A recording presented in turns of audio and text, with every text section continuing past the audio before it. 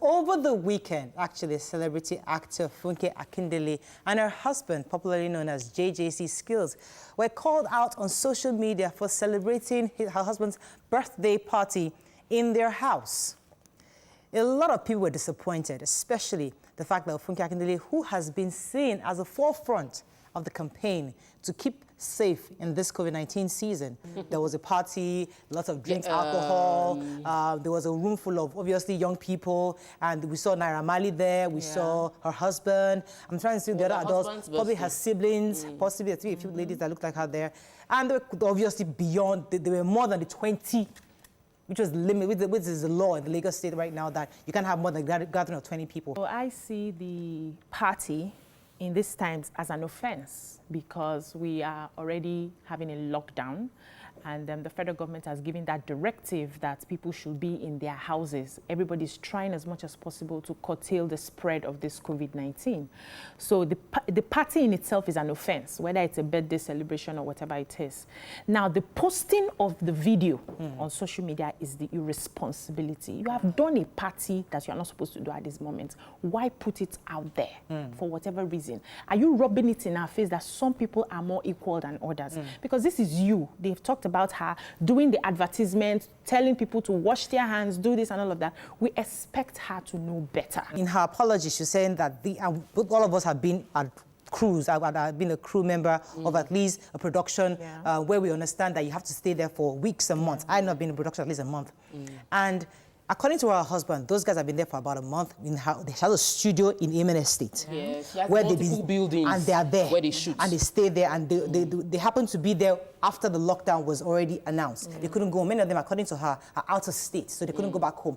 So I'm thinking to myself, okay, yes, you had that gathering, but people are angry that why was there a party? In your view, of course there would have been a party. There should be a party. I'm going to have a party at home when I get home today, because my mom's birthday is today. We are used to celebrating and having parties. So for me, it's not really about the party per se, honestly, because we would have parties. People have been doing small weddings. Even within this COVID-19, birthdays are being celebrated across. Someone will call me and say, hey, I'm having a Sabbath, can you come and do my makeup for me in my house? People are still doing this thing, trying to find a way to have as much fun within the restriction. Like, okay, everybody's talking about COVID. Can I still live a bit? I don't have any issue with her having a party. Right. I don't have issue with her posting the party. I have issues with the fact that it is beyond the number. I was thinking to myself, if she says that they have buildings where these guys are staying. And she's making lunch for them, for example. If everybody comes to her house for lunch, whether you like it or not, there'll be a party. Because what's a party? More than 2 people. Yes. So if the number of crew members come into her main house to eat dinner that day, Morayo. Now, without us recording that event as a dinner, not a party, just we're having lunch, we'll think she's having a party. So whether we like it or not, I agree, she has a party. Her argument was day. plausible and it was believable. And when her apology was looked very sincere. Some people say, oh, she's an actress, she would act it. It looked very sincere, and it was a believable argument.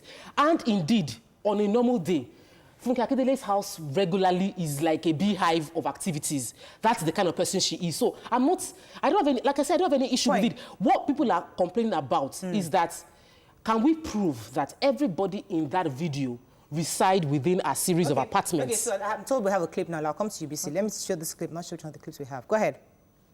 Hello everyone, my name is Funke Akindele Bello, an actress, one of the CEOs of Same One Production.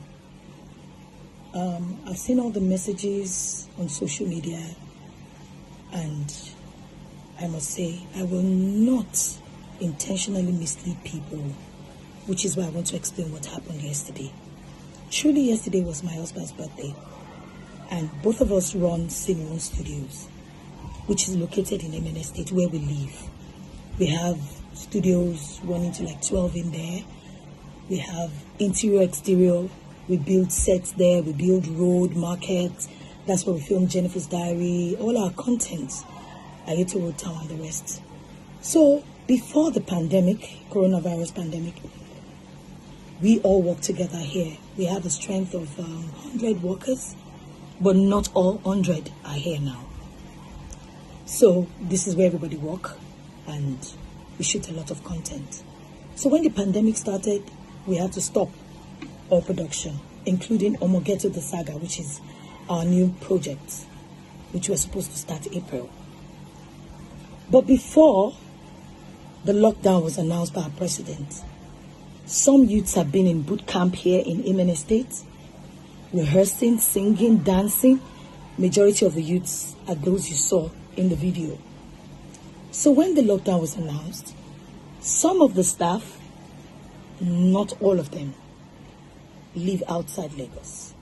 And they can't go. Okay, so we pretty much get the point. Bisi, go ahead. For me, the reason given while she's giving this apology is not plausible enough.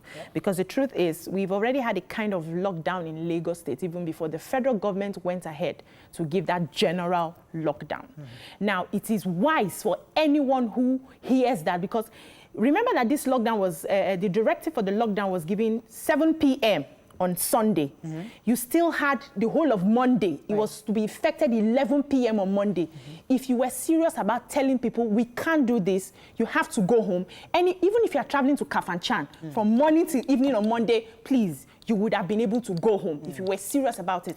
Now, let's not forget that Funke is seen as a role model.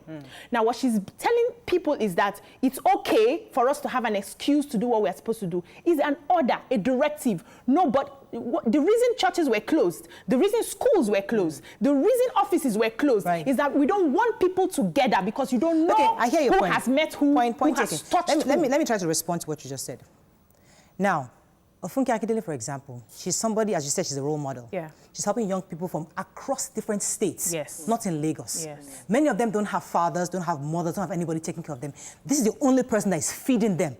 She is the one that is taking care of everything about them. So they've come in from different parts of the state and they say, you know what, I'm not going anywhere, ma. I'm here. We'll do whatever it is we can do here. They are there. She told you that she has over 100 staff. Half of them, obviously, most of them have gone home. Only about less than maybe 20 or so are staying in her house. So this is a woman that is actually helping people. And let us even bring this conversation home. This is Africa. We try to keep... I personally have a problem with us trying to not localizing the solution. We are hearing social distancing. We're hearing stay at home. But this is Africa. My electrician has 5 wives in one house. He tells me in a day that he has 16 children. In his own house, that's minus the wives. So there is children. So if he calls his 16 children, his 5 wives, he's maybe those in this face me compound, that's already past 20 people already. The point is, let us say we want to do social distancing in Africa. Somehow we must also put into consideration the family type that we have in Africa. So whether you like it or not, Funke Akindele is beyond just Funke Akindele. She's actually helping those young people staying in our house, doing some work. That's the reason. Let me quickly just say this, because when we talk about, people can go and get to their house, it's beyond getting to their house. People know, the people that stay back at the scene, one production owned by Funke Akindele, they know that Funke Akindele will feed them. Yes. They know that they won't have to worry about food, water, or light, or anything. So there is a reason for them to stay behind. Many essential services that are still ongoing, the supermarkets, the restaurants, they're providing accommodation for their staff so that they can continue to run businesses. Let's not be blind to it. So I know, I definitely, even she took responsibility. What Funke Akindele did was wrong.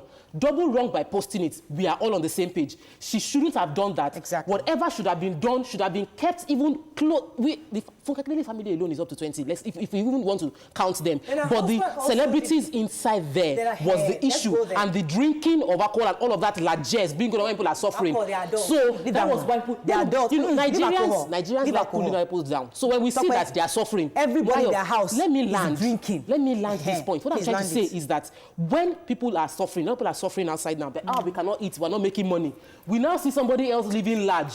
The idea of pull him down, pull her down comes to play, because we want all of us to suffer together. So because they are seeing Funke Akindele having fun in the midst of this COVID-19, people are harassing her. I don't think she should get a soft landing. I think that she should serve in one way or the other. Maybe not pay the 1 million, whatever. She should be made to serve. She should be punished for her wrong action because there was a wrong action, and to be an example, not a scapegoat. An example that others should not go free. What's the difference between an example and a scapegoat? Okay. So for me, the reason you have to be seen to be just is so that you are not called biased tomorrow. Because it could have happened to any other person. And then how you react to that person determines how people would talk about it tomorrow. We are trying as much as possible to,